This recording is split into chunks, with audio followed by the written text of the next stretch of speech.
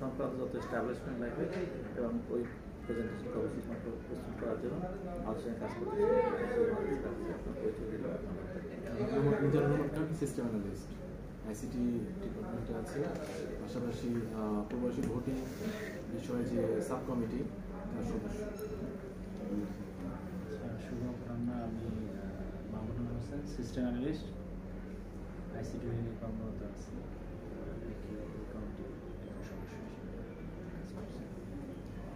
মাহফুজা আক্তার, পরিচালক,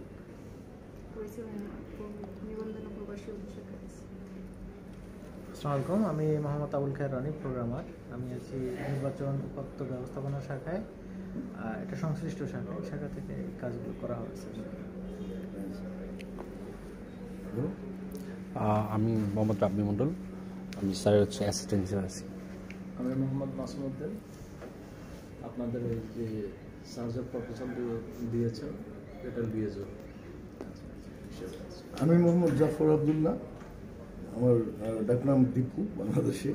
আমি বেঙ্গল নেট এবং বেঙ্গল টেলিকমের managing director, 95% share holder and founder. মালাউইতে republic of Malawi digital Malawi project phase 1 আমরা এক্সিকিউট করেছি। পুরো দেশের গভর্নমেন্টের যে national database plus last mile connectivity, তার সাথে and totally funded by World Bank. এবং আমরা এটা ফেজ 2 শুরু করবো খুব তাড়াতাড়ি। আমরা খুবই সম্মানিত, আপনারা আমাদেরকে সুযোগ দিয়েছেন আপনাদের সাথে কথা বলার জন্য। 98 দেশ থেকে যাওয়ার পরে আজকে এই দেশে এসে মালাউইর পক্ষ হয়ে, মালাউই থেকে এই দেশে এসে একটা প্রেজেন্টেশন রিপ্রেজেন্ট করা, এটা আমার জন্য অনেক সম্মান। আপনারা আমাকে এই সম্মান দিয়েছেন, এই জন্য আমি কৃতজ্ঞ। আমরা একদম সরাসরি প্রেজেন্টেশনে যাচ্ছি। জি, ডেফিনেটলি ওনারা যে আইটি এক্সপার্ট তারা জিনিসটা বুঝবেন। এটা আমি 2 মিনিটে একটা ব্রিফ দিচ্ছি। এটা হচ্ছে ডিজিটাল মালাউই প্রজেক্ট। এটা পেজে গেলাম না, 50 পেজের উপরে আছে স্টার্ট করে। এটা হচ্ছে যে মেইন ডাটা সেন্টার, যেটা ক্যাপিটাল হিল মন্ত্রীপাড়ায়, সেখান থেকে সবগুলো ডিসি। এটা হচ্ছে main Goan government wide network, সেখান থেকে যাচ্ছে ডিসি পর্যন্ত, প্রত্যেকটা ডিস্ট্রিক্টে গোয়ান। আর তারপরেও বিভিন্ন জায়গায় আরও as required government wide network centre Goan করা হয়েছে। সেখান থেকে লাস্ট মাইলগুলো কানেক্টেড সব ফাইবারে। তো ডাটা ট্রান্সমিশনটা ওখানে সেন্ট্রালাইজ ব্যান্ডউইথ থাকে, ইন্টারনেট তো বুঝতে পারছেন, ব্যান্ডউইথের বান্ডেলটা থাকবে শুধু সেন্ট্রাল ডাটা সেন্টার। যারা এই সাইট থেকে আসবে any last mile within internet government, তাদের ইন্টারনেটের প্রয়োজন নেই, সবাই কানেক্টেড। যখন গুগল বা ইন্টারনেটে যাবে, মেইন ডাটা সেন্টার এসে সেখানে ব্যান্ডউইথ, সেখান থেকে সে যাবে। এটার অনেকগুলি ফ্যাসিলিটি আপনারা বুঝবেন যে everybody international connectivity or network going outside is monitored from the center, because bandwidth is only central. তো অনেক ইজি হয়ে যায় সরকারি অফিসগুলোর কাজ এবং সিকিউরিটি। তারা 2 ধরনের কানেক্টিভিটি মেইনটেইন করছে, রাইট? একটা হচ্ছে in between self to self connection, মানে হচ্ছে এন্টিটি টু এন্টিটি একটা কানেক্টিভিটি। ধরুন টেকনাফের একটা লাস্ট মাইল অফিস, স্কুল বা গভর্নমেন্ট অফিস, এটা টেকনাফের কক্সবাজারের গোয়ান থেকে গেছে গভর্নমেন্ট ওয়াইড নেটওয়ার্ক, সেখান থেকে এটা সেন্ট্রাল ডাটা সেন্টারে আছে।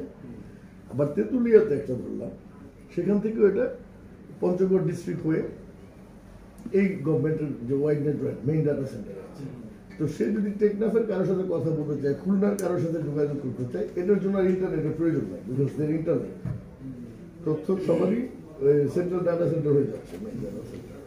বাট যদি তার ইন্টারন্যাশনালি গুগল বা নেটে যেতে হয়, সবাইকেই ওই সেন্ট্রাল ডাটা সেন্টার আসবে, মেইন ডাটা সেন্টার, মেইন গোয়ানে ব্যান্ডউইথ ওখানে, ওখান থেকেই তাকে যেতে হবে।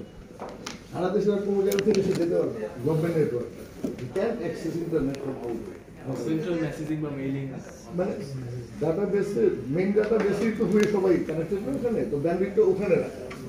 So from one point with one firewall, with one monitoring tool, you can handle everyone.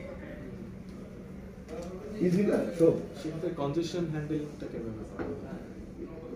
এখন মানে এত বড় বড় সুইচ চলে এসছে, চলে এসছে। আমরা আফ্রিকার জন্য দেয়নি, ওখানকার নেটওয়ার্কগুলো ছোট, এখানে বড়। তো ওরা 50 ইয়ার্স নেক্সট চিন্তা করে আর কি একটা বড় মাইক্রো টিকেট মডেলটা মনে নেই, আমরা এখান থেকে নিয়ে গেছি। আফ্রিকার জন্য মাইক্রো টিকেটটা দিচ্ছে না, ওদের প্রয়োজন। বাংলাদেশে ছিল একটাই ছিল, মানে গ্রামীণ ফোন টেলিনন স্প্লেট, আর একটা আমরা নিয়ে গেছি এখান থেকে। তো এগুলো আমি হ্যান্ডেল করতে পারি, মিলিয়ন কানেকশন হ্যান্ডেল করা যায়। অনলি দ্যাট দ্য সাপ্লায়ার আর লাইসেন্স ফিগুলো আপনাকে একটু লং টার্ম নিতে হবে, 5 বছর 10 বছর করে নিলে দেখা যায়। আমাদের এই ওয়ার্ল্ড ব্যাংক ফান্ডেড প্রজেক্টটা ওখানে 10 ইয়ার্স মেইনটেনেন্স সহ।